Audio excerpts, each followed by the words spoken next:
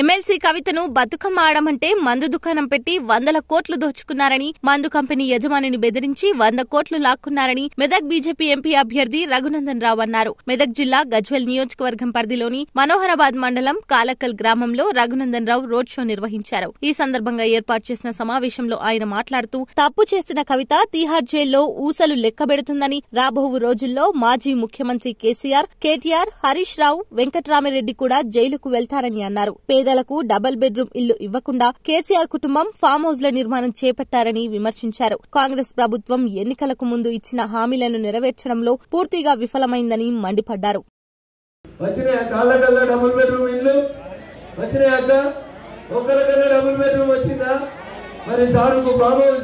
అల్లుడు హరీష్ కు farm house, కొడుకు రామారావుకు ఫామ్ హౌస్.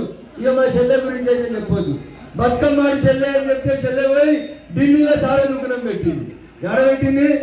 కాళ్ళ కళ్ళ పెడితే నత్తి మళ్ళీ చూకోరని, కేసీఆర్ కు తెలుస్తుందని ఢిల్లీలో సార దుకాణం పెట్టి 100 కోట్లు తీసుకుంది బెదిరించి. ఎవరి దగ్గర? మందు గోళీలు తయారు చేసే కంపెనీ అయిన శరత్ చంద్రారెడ్డిని బెదిరించి 100 కోట్లు ఎత్తుకపోయి ఢిల్లీలో సార దుకాణం పెట్టింది. అవో తెలంగాణలో ఎవరైనా ఆడబిడ్డలు సార దుకాణం చేస్తారా?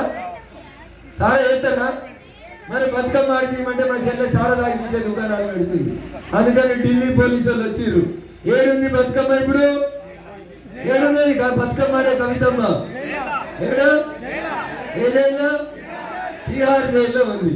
తప్పు చేసిన వాళ్ళు ఎవరైనా ఏదో ఒక రోజు ఆడికే పోవాలి. రేపో మాపో కేసీఆర్ పోతాడు, ఆ తర్వాత హరీష్ పోతాడు.